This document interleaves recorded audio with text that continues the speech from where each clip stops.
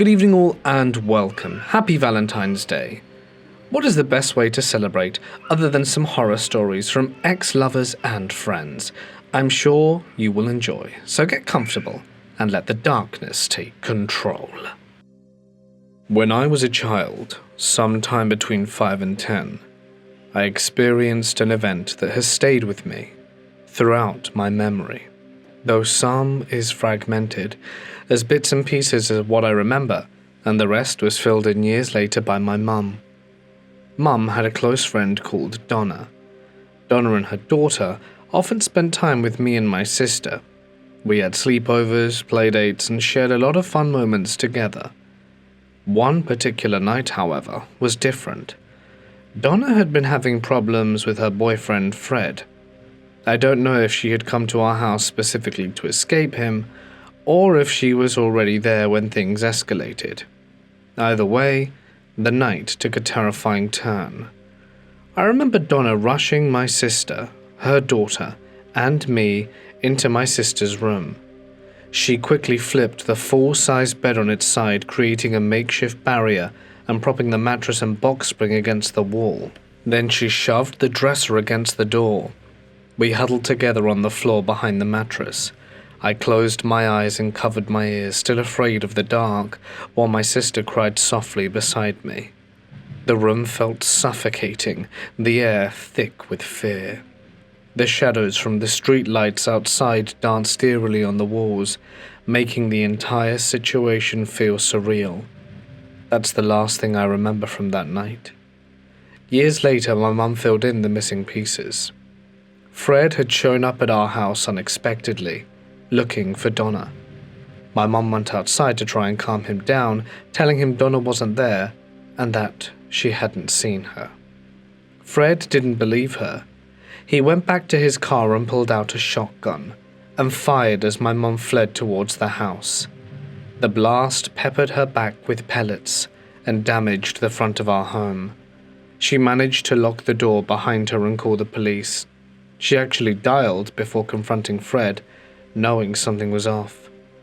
Fortunately, we lived just down the street from the police station, and officers arrived quickly. They subdued Fred without further incident. My mum later described the incident as terrifying. The moment she heard the gun go off and felt it sting in her back, she realized the danger we were in. My mum's boyfriend, who worked nights, rushed home as soon as he heard what happened. He was checking on us when my dad arrived. My parents were divorced but co-parented us. My dad hadn't gotten the full story when my mum called, only hearing boyfriend, shooting and kids. He assumed the worst. The moment he saw my mum's boyfriend, he punched him and knocked him out cold. It was a misunderstanding, and once he learned the truth, my dad apologized. There were no hard feelings afterwards. Both men were just focusing on making sure we were safe. The aftermath of that night lingered for years. I remember seeing the bullet holes on the front of the house and feeling a shiver of fear every time I walked past them. My mum told me the full story about a year later before she passed. The pellets from that night had never been removed. They remained lodged in her neck and back, causing her chronic pain for the rest of her life. For reasons I never fully understood, doctors couldn't remove them, and she lived with that pain until the day she died. That night left scars on us all, visible and invisible, but it also showed me the lengths my mum went to in order to protect us. And even in the face of fear and violence, how she acted with courage and bravery. I grew up in Albuquerque, New Mexico. It's a beautiful city with a rich cultural heritage, but it's also struggling with high crime rates, constantly ranking among the most dangerous cities in the US. When I was 18, I met my ex-boyfriend through Snapchat. He was 24, and I was naive and unaware of the potential dangers of social media.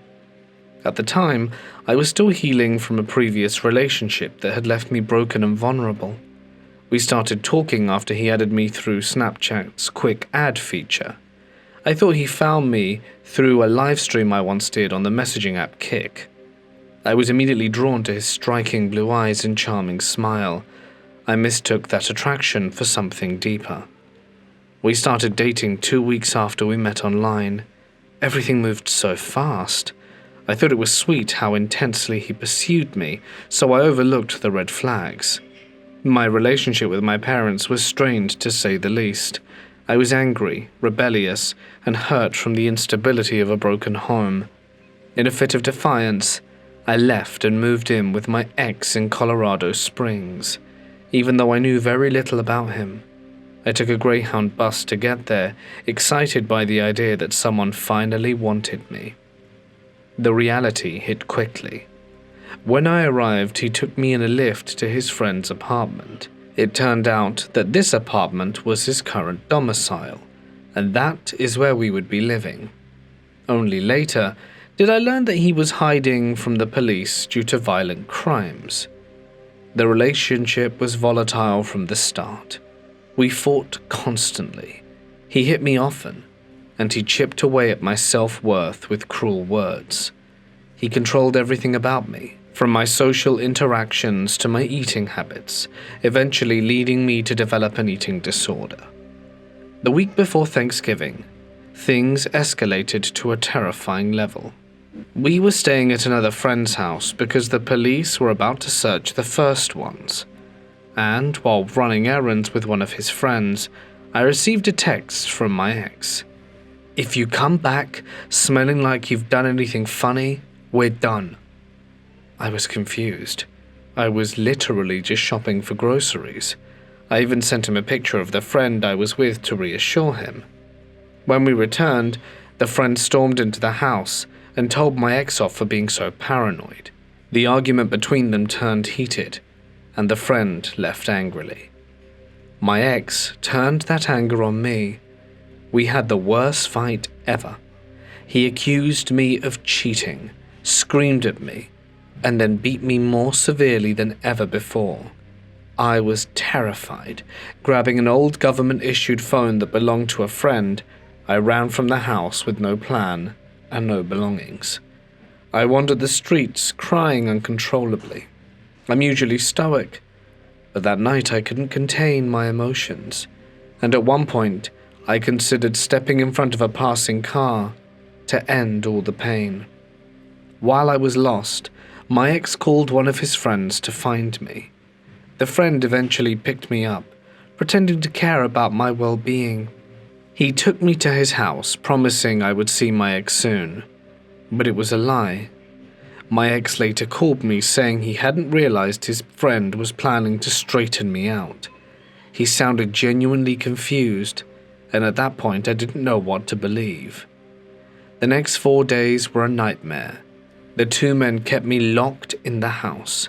They force-fed me food from the groceries I'd bought and forced me into a bathtub and assaulted me sexually. One of the girlfriends was also trapped and abused in a similar fashion. The house became a prison of fear, pain, and degradation. On the 5th day, one of the men told me my parents had been contacted. I didn't believe him, but I played along. When my parents showed up, I tried to signal to them that something was wrong.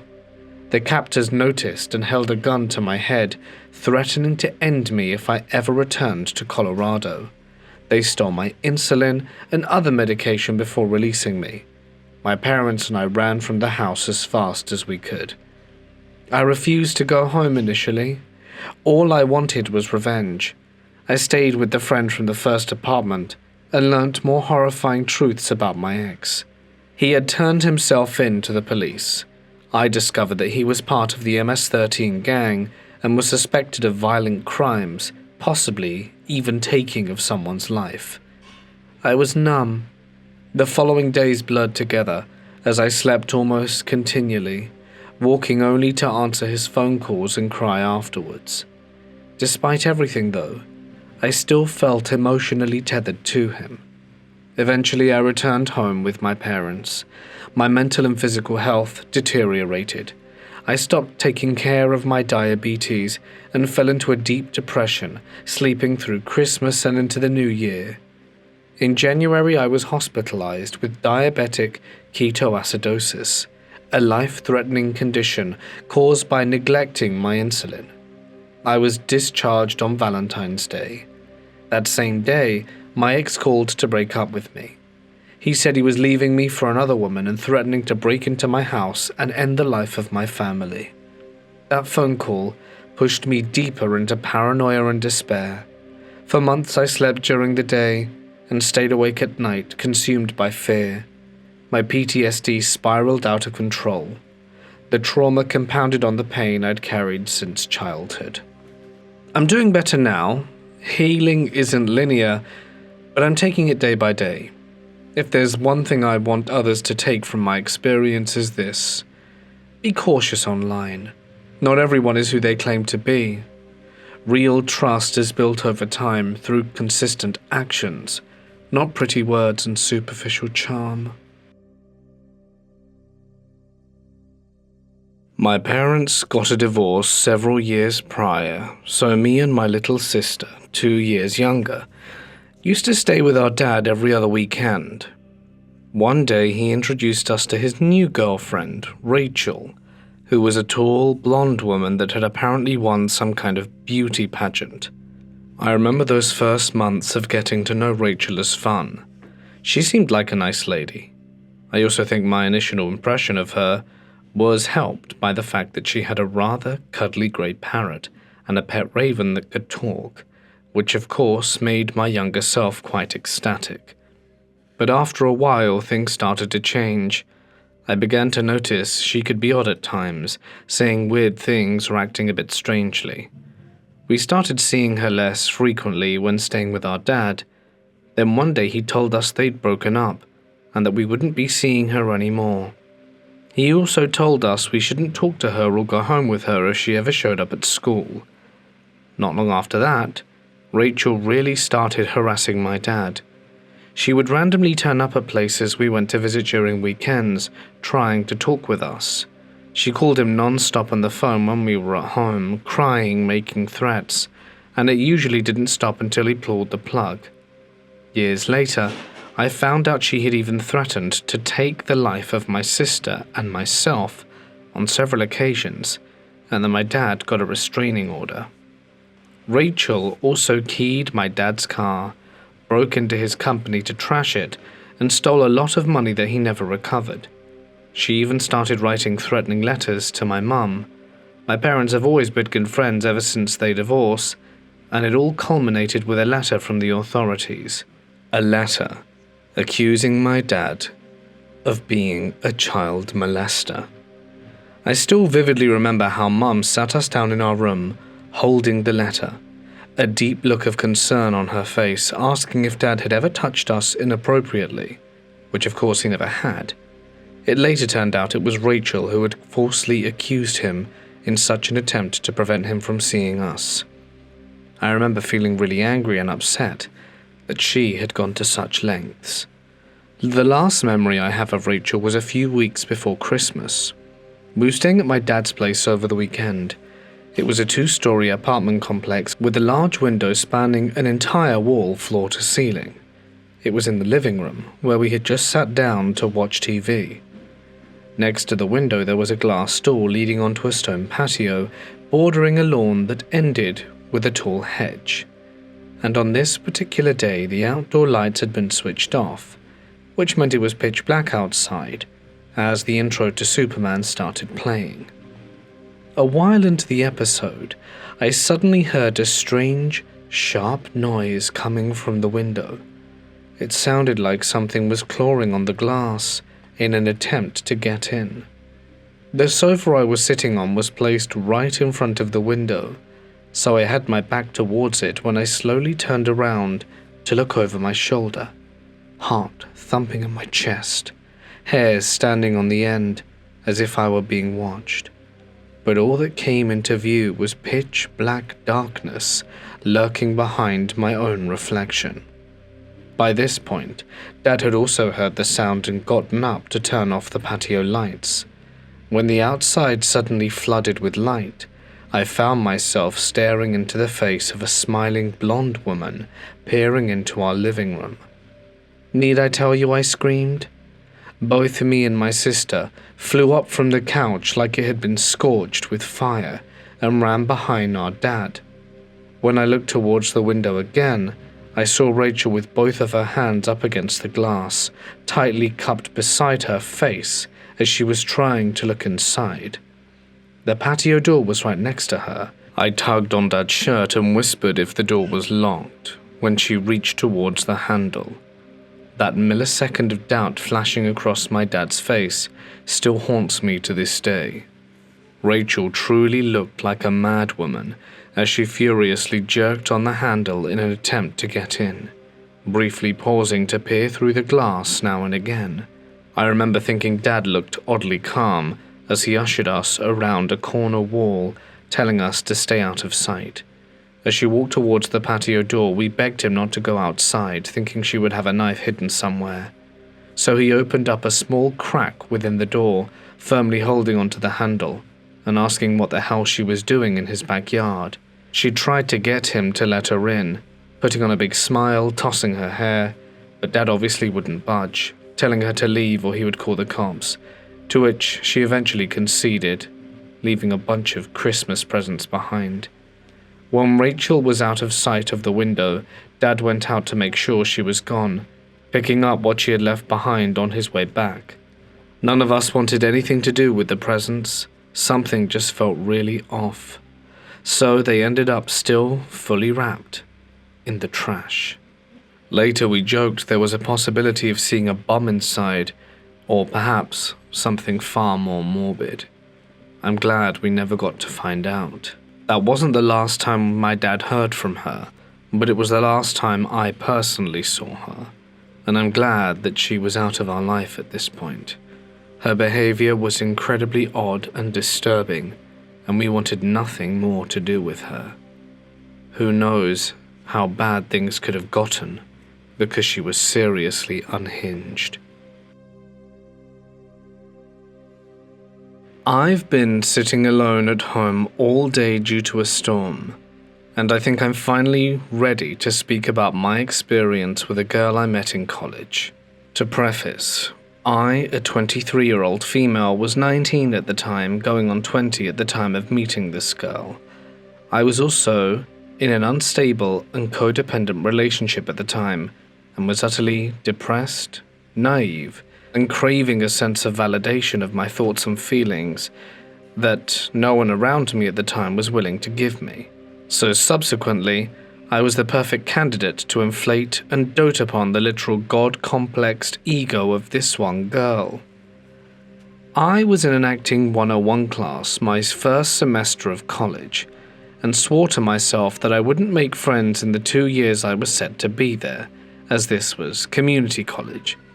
I was to go in, get good grades, and leave.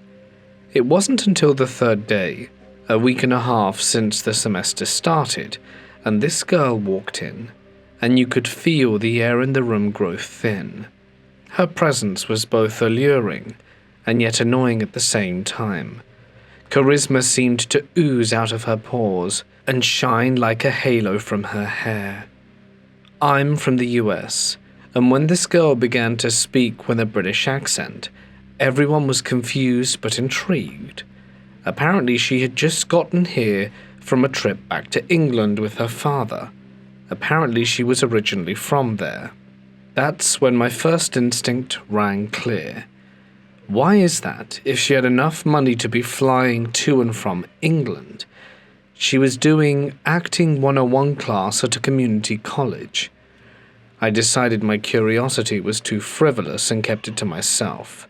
Until the next class, when she asked me a question. I don't remember what the question was, but I do remember my initial disgust with her demeanor. She seemed too bubbly, too poised. Something was just off. After that brief encounter, I felt that's all I'd ever hear from her.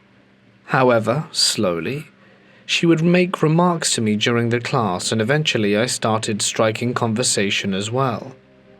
One day after class, she mentions to me how expensive and annoying it was that she has to wait for an Uber every time class ends. I remember offering her a ride home as an alternative, but she would dramatically decline, saying things like how her parents would get angry with her for burdening me with the task of driving her around. I understood and felt pity on her after that. At that moment, I thought that she was in a household where her parents were overbearing and slightly abusive, so I decided I would try and befriend her outside of class. She seemed nice enough. I also had this pang in my heart to help her for some reason, and that was exactly what she wanted. So over time, as we grew closer, I would offer her a ride home. I would insist and say that I am her friend, and that friends help each other out. She seemed to enjoy these gestures. She'd compliment me, and then go on to say how tough her life is without a license. Eventually, she agreed and I took her home.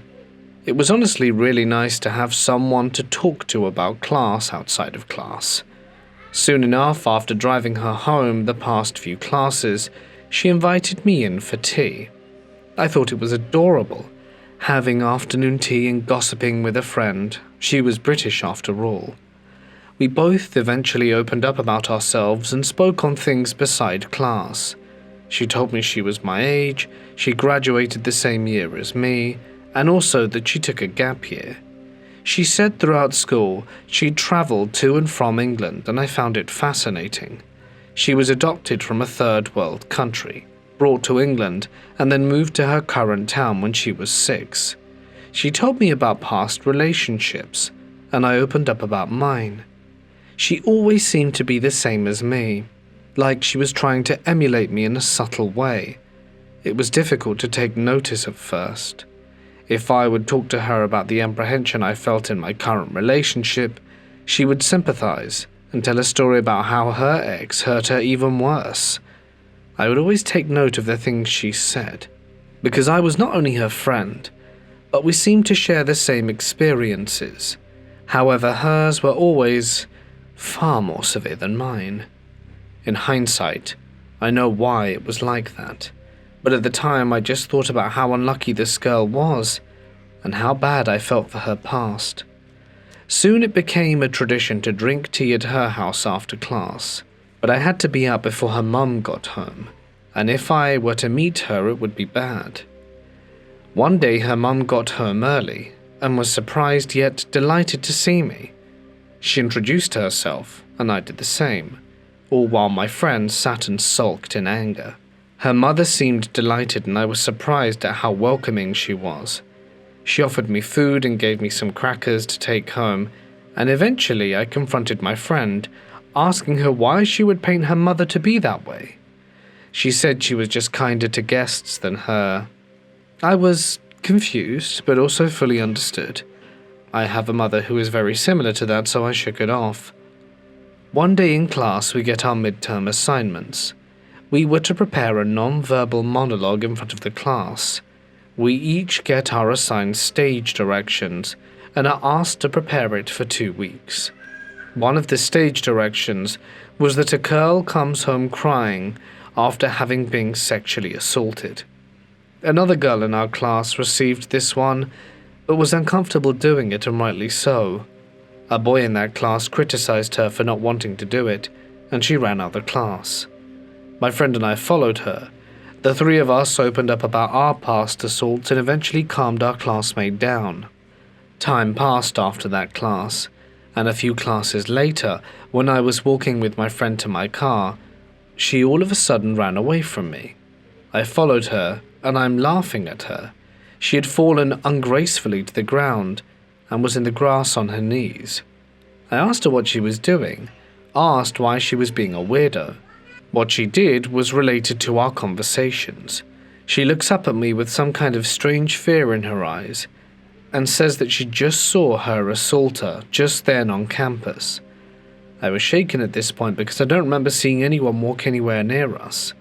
She said he walked by and stared at her, evilly.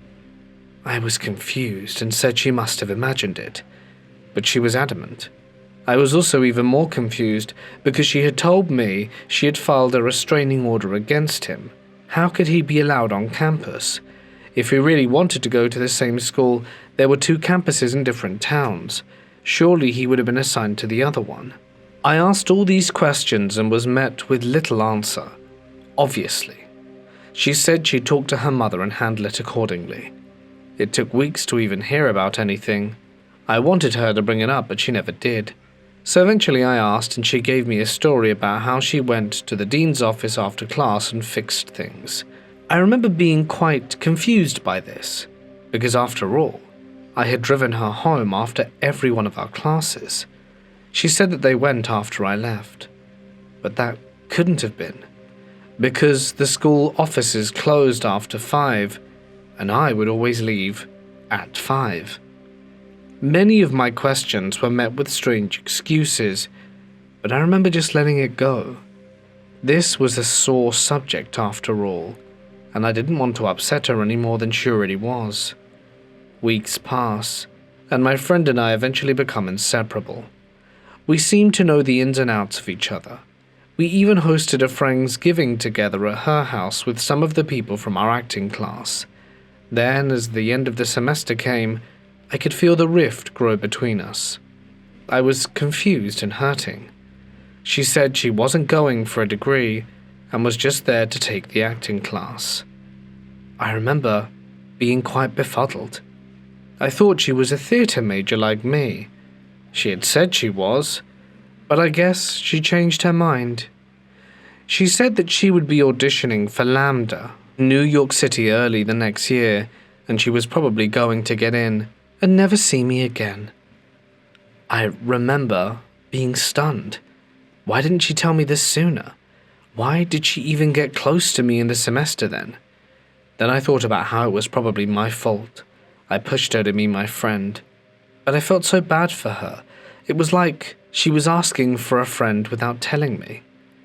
Eventually I convinced her it would be good for her to be in a class with me, again the next semester. Partially because I wanted to be selfish and keep her close, and the other part because I knew from what she told me that if she never got into Lambda, she'd probably take her own life. I feared for my friend so much that I wanted to push her to be in the class with me, because she had somehow made me believe that I would be helping her not take her life. So she signed up for the class and decided to audition with me for the spring musical. But she wasn't to go with me, because she auditioned alone and couldn't talk to anyone before she sang, which I guess was understandable. Soon her audition for Lambda rolls around, and I managed to go with her and her parents for the weekend. NYC is about an afternoon train ride away, and her parents were kind enough to pay for my ticket. How I managed to be invited was by her telling me how scared and terrified she was to be with her parents on this trip. So I offered to come, to be a buffer between her and her parents' evil ways. I was met with polite no's, and eventually, just like all my offers, I was finally met with a yes. Besides, I love NYC, and when I learnt I didn't have to pay, I was even more excited. Now, for those of you who have listened this far, I want you to understand if you haven't already. It wasn't like I was begging this girl to let me do anything for her. She'd answer me in a way that made things seem like I had to insist. Like if I didn't ask again, she would be hurt and it would be my fault. In other, simpler words, I was being manipulated into doing things for her. But it never felt like it, because I meant it. I was much more generous to friends I had met at the time then. So I arrived at Grand Central Station, and was met with my friend and her mother. We walked to the hotel, and everything seemed normal. We go to sleep, I wake up, and in all honesty, all I remember about that trip was how scared I was of this new virus going around. This was January 2020 after all. Surprisingly, her parents seemed to be angels. I remember going shopping with them, and they were always talking about how my friend would like this, and how they wanted to make sure my friend would be happy, etc. All her parents talked about was her. I was floored. I remember her telling me to stay in the room all day, ignore her parents, but I didn't want to. I now see why. Eventually, we made it to the New York Public Library. I remember going to the top floor, taking a picture of the painted ceiling, and standing for about a minute. And then her parents found me, and said they had to go meet my friend right now. She was in need of some cherry-colored chapstick and some water. They told me to stay, and that they'd meet me later and to explore the city. I said absolutely not. I wasn't walking around alone. I went with them, and I witnessed their panic as they tried to hurry her to her audition and find water and the right chapstick. All the while, my friend is texting them exactly what she wants and telling them to hurry. We walked about 20 minutes to this building. My parents wouldn't even come down the stairs to tell me something, let alone walk that far to bring me water and a chapstick. They decided too that it would take too much time to get a cherry-coloured chapstick, and my friend would just have to use a plain one from her mum's purse. We get to the building and meet with her in the lobby. She goes to her parents and sees they have no cherry chapstick, and it's not the right water. She's furious. She gets mad and just storms into the audition room, never saying thank you. After that, we go and sit in a Panera Bread and wait for another 20 minutes. Eventually, she gets out of her audition and meets us inside. She then was adamant on alienating me from her parents and only wanted to talk to me about her audition. She tells me this story and I can't help but think she's lying about it all. It just seemed so bizarre. But I don't remember the details. I just remember after this story I told her about my day with her parents, and she was very upset for me spending my time with them. She scolded me and asked them what we talked about over and over again for the rest of our trip. And we went to sleep and left the next day. I remember being quite weirded out with my friend after the trip. She seemed to be a lot more abrasive with me afterwards, and adamant on me not speaking with her parents. Eventually I learned that the name she had told me she had was actually not her legal name. Eventually I saw that she had a high school diploma from 2019, not 2018. I asked her about it and she said she just got a misprint. The misprint turned into her graduating late because she was in the mental hospital a lot. She went to mental health programs but also travelled back and forth to England, but also went to school 2 days a week her senior year. She said she did her senior year twice. She only lived in England when she was a child, and she actually lived in England most of her life. Nothing was adding up. All the stories she'd eventually tell me never made sense together. I remember half-jokingly asking her to write up a timeline of her life because things never added up. Still, despite the inconsistencies, I kept her as a friend. The lies were just far apart from one another to make me feel like I was the one who was wrong. The cognitive dissonance was growing in my mind, and this was just the beginning. Now, before I met my friend, I had begun to practice the Wiccan religion.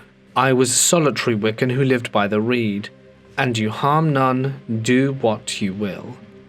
I was actively practicing altruism as a form of devotion to the Wiccan moon goddess and horned god. My friend, coincidentally, was also a practicing Wiccan. We had done full moon rituals together, and she seemed to lower not more than I did. So I usually followed her lead when it came to rituals. They started out tame, making a candle manifestation wish outside, sitting under the moonlight meditating together. We make our wishes out loud, thus getting to know each other's deepest desires. We were very emotionally vulnerable in these moments together, and after our rituals, we try all kinds of divination and spiritual practices. One full moon just before I had to leave, I asked my friend to do a tarot reading for me on my love line. I had just recently had a fight with my then boyfriend and wanted to know what she saw. My friend seemed to have all the answers about my life when it came to divination, and I was trusting of her enough to hear her out. She started pulling cards and reading the description. Every single card she pulled was a bad one. It said we'd end up in a failure, hardship, despair, and that I had to leave him ASAP. I remember wanting to know, but I didn't know how. I left that night crying over how horrible that card reading went. To jump back into the timeline, after we started our second semester classes, I remember opening up to some other classmates that my friends and I were witches. I did it in a way to offer spells for help, but my friend was mad at me for ousting us. She never wanted them to know what we did. I was confused but wanted to help others and invite them into our little world that I loved so much. But my friend seemed to see it differently, so I respected her boundaries and never brought it up to others again. Eventually, as I know all of you have guessed, the pandemic started in March 2020. Classes were moved online, and so was our friendship. We would FaceTime almost every day and watch movies while on call. Now, at my college, the musical was cast before lockdown, and I unfortunately didn't get in, but my friend did. She met all the other theatre majors and started talking to them in their Discord chat during the pandemic. I was never brought into that circle by her until the summer of 2020. And during that time, and even before lockdown, my friend would try to date the boys in the department, and even grew an obsession with 2 of them. She had told the first one, who I'm actually dating now, that she was friends with his favourite Broadway star and that she'd have them meet. He never believed her. After he turned her down, she became angry and started a rumour that he was actually gay. After that, she moved on to another guy who had a girlfriend at the time. She was even more obsessed with him. She enjoyed the chase. The fact that he was her friend and stayed up late and spoke to her all night made her so happy. He had opened up to me and said she was never the only one he spoke to, and that he was just a night owl because of his job, and she'd just be one of the people he spoke to. During the course of the 2 months during lockdown, and when people began to feel a bit more comfortable, my friend and I had talked about her maybe moving into my house. Now, I have a large room in my parents' basement, and my friend was beginning to scare me with her talks. Her parents are awful to her when she's home with them. I have also yet to mention that she had an older brother with a form of autism among other issues, and she talked about how mean he was to her. She's constantly calling me to say she was going to take her life, and I was terrified and decided to open my home to her. This was the worst but best mistake I ever made. Worse because of the escalation of our friendship, but best because it really had me realize how awful and manipulative she truly was. She moved in with me and everything was great. It was nice to be with someone who I considered to be a best friend. It was like a never-ending sleepover. I had a spare bed in my room at the time, and she used that for a while until she brought her mattress in, and eventually moved almost all her belongings in. Everything she had reeked. It smelled of BO, and when she lived there she never showered. She'd stay here 5 days a week and 2 at her house, and refused to use our showers and never changed her clothes. She would just sit on one side of my room and rot for days, only getting up to use the bathroom and pick up DoorDash. She'd eat on my side of the room and leave her mess for me to pick up. Eventually I brought a large trash barrel for us to use, and she'd fill it almost daily. I'd try to do moon rituals with her, and she wouldn't practice with me. I'd ask for a tarot reading and she just refused. However, the prophecies didn't stop. Instead of tarot readings, I'd get dream recalls. She'd tell me all these amazing dreams she'd had. They were prophetic dreams brought to her by the goddess Aphrodite, who she claimed to work with and worship while I was outside doing my moon rituals. She'd tell me I'd be a famous actress, and I'd date a K-pop star. I'd see the world and be an amazing celebrity. Obviously, I didn't believe her at first, but she'd tell her stories in such a way that it gave me a glimmer of hope. Hope that my hard work would actually pay off. She had the guidance of Aphrodite on her side, delivering all these messages after all. I wanted to believe her so badly that I shoved all logic aside to cling to the future reality she was feeding me. And I was no longer in a sad and crumbling relationship. I would be cast to shows. I'd be happy one day. And that was all I truly ever wanted. Soon during that summer, my friend would have another friend over, but this girl was more her friend than mine. Eventually, however, my friend began to actively try to keep us from seeing each other, but it never really worked because eventually me and this other girl became close. We would even work out together in my room while my friend sulked in the corner, eyes closed, listening to music and ignoring us every time we invited her to join. Around that time, my friend had a boy she was obsessed with over. Now, this isn't my story to tell, and despite the anonymity, I just don't feel comfortable sharing the exact details of this boy's encounter with my friend. But what happened was later told to me by this boy, as it was on a night I was out at my then-boyfriend's house. This incident happened in my bedroom, and its details still haunt me to this day. Though rest assured, nothing too horrible escalated, but if it wasn't for some sort of intervening that I can't remember the details of, I don't know what my friend would have done to him. I remember after that night, despite not knowing what had happened, my friend grew even more malicious towards me. She began to sow the seeds of fear of the Greek gods in me, saying they were angry with me, and that was why I was having bad days. That was why my boyfriend and I were always fighting. I was always doing things wrong, and it was driving me wild that I didn't know what it was exactly. All I knew is that I was upsetting the powers above by just existing, and that my life was currently a mess. So one night, one desperate and hollow night, I asked my friend again about my future and what I was doing wrong. She looks at me and said, "Do you want it from me or Aphrodite?" I looked at her and said, "Aphrodite." My friend enters a meditative state and then looks at me in an evil, sadistic way. Her demeanor changed entirely. I've never seen and yet to see anything quite like it. I was told the reason why I was having such horrible days was because I had to break up with my then boyfriend. I had to do it soon, or nothing else in my life would become true. No fame, no happiness, no success. If I didn't do it by the next full moon, my life would be stagnant. I'd amount to nothing. It was so convincing. I can still feel the primal fear I felt right then and there. My friend took the bracelet I had been wearing that was from my boyfriend and held it.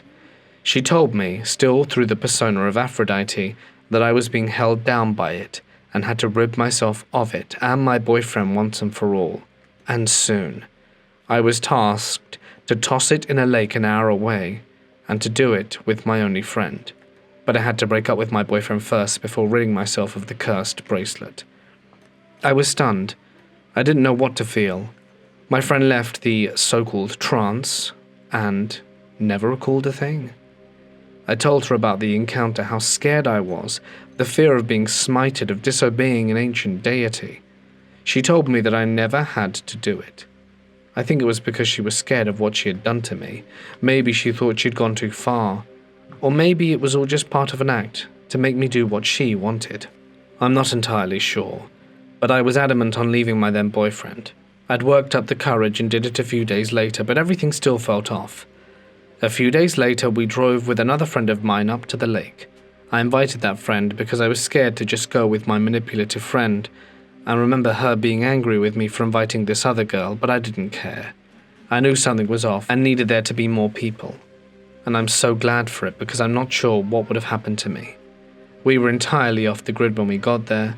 The GPS stopped working 15 minutes before we got to the lake, and we got lost trying to leave. It was truly a surreal experience, and me and that other friend never fully felt safe the entire trip. And my evil friend was all too calm. After that, my friend moved out. I remember we got into a fight. It was a fight where she got mad at me for missing my ex. She had wanted me to cuddle her, and I wasn't comfortable with it, so she went back to her side of the room and sulked, wanting me to beg for her to come back, but I never did. We just went to sleep. The next day, I went to go speak to my ex about our breakup, finalizing things and giving things back. I came home to my friend pretend sleeping. She was laying in the dark, smiling. I told her to cut the crap and talk to me. I explained where I was, and she said she knew that my mum told her. We talked about how she was not getting better. She was cutting herself again and wasn't eating and just lumping all day. She made excuses when I tried to help her change her habits. I was worried, but every time I voiced my concern, I was met with excuses and blame for being concerned. So a few days later, she told me that she'd never change and that I'd have to live with her the way she was. At that time, she adopted having been diagnosed with antisocial personality disorder and claimed to have always had it. I didn't believe her, because she only started saying she had it after watching a Netflix K-drama about a woman with the same diagnosis. I was finally starting to piece together all the lies. I found out a little before our fight that she was actually a year younger than me, having seen her ID. She explained the reason that was because her parents changed her birthday after she was adopted because they wanted a younger baby. She accused her parents of committing forgery. I wanted to take action, but she never did because it was a lie. Her chosen name was also a lie. She told me so many stories about the reason why she went by a different name after I found out her given name. Her accent was fake. She had never even lived in England. I believe she made that up after the trip she went on right before classes. I finally saw that everything was a lie.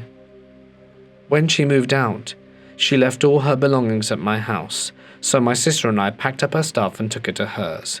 She told me she wasn't home and couldn't help us, and that she needed to get adult diapers for her dying grandma.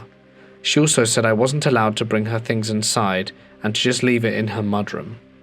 After we had packed everything in there, my friend walks out from her backyard dressed in the fanciest outfit I've yet to see her in and gets into a car with the boy she was obsessed with, completely ignoring me and my sister.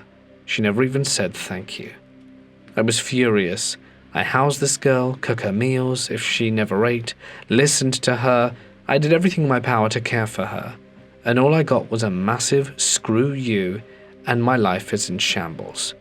I tried confronting her on her lie and was met with countless, inconsistent and self-deprecating excuses. So I just gave up and never spoke to her again. She blocked me on everything after that and never spoke to anyone from my college again. She's gone from social media as well. All accounts were changed or deactivated. To conclude, I eventually got back together with that boyfriend and recently broke up with him on my own terms. I just wasn't ready to let go at that time. I still practice witchcraft, just not Wicca, and I'm much more educated now than I was 3 years ago.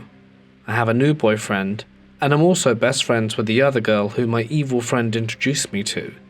I have my associate's degree in theatre arts and have done a lot of work in my 1 year for my local theatre community.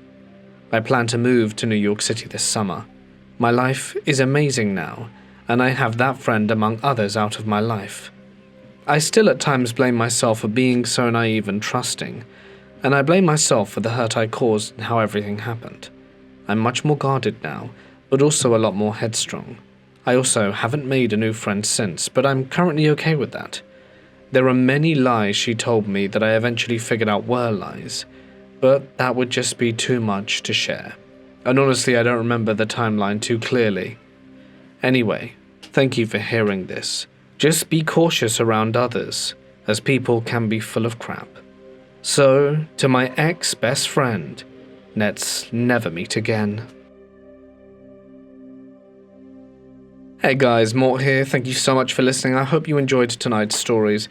I appreciate the last one was a long one, but nonetheless, I hoped it was to your liking. I'll be back on Sunday with some scary stories in the rain for you to enjoy. And then hopefully Tuesday, so we can get back on the usual scheduling. But that's it from me. If you want more content, there'll be more on screen. A huge thanks as always to my members and patrons whose names can be seen on screen and get some cool perks for signing up. If that is you, feel free to check it out. If not, that's cool too. But until then, stay awesome. I'll see you in the next one. Good night.